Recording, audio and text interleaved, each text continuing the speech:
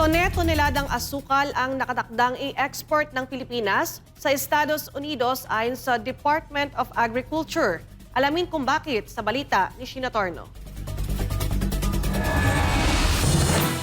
Inaprobahan na ng Department of Agriculture ang plano ng Sugar Regulatory Administration o SRA na mag-export ng 100,000 metric tons ng asukal sa Estados Unidos. Ayon sa DA, tumaas sa 130,000 metric tons ang produksyon ng asukal noong nakarang ani. Ngunit ang sobra-sobrang supply ng raw sugar ay nagdulot ng problema sa mga lokal na magtutubo. Sinabi ni DA Secretary Francisco Chu Laurel Jr. na ang paglalaan ng bahagi ng supply ng asukal sa pamamagitan ng pag-e-export sa ilalim ng US tariff rate quota ay makatutulong upang maibsan ang pagbagsak ng farm gate price. Sa panig naman ng SRA, sinabi nila na ang pag-aproba sa pag-export ng asukal ay sumasalamin sa malaking pagtaas ng produksyon nito sa bansa.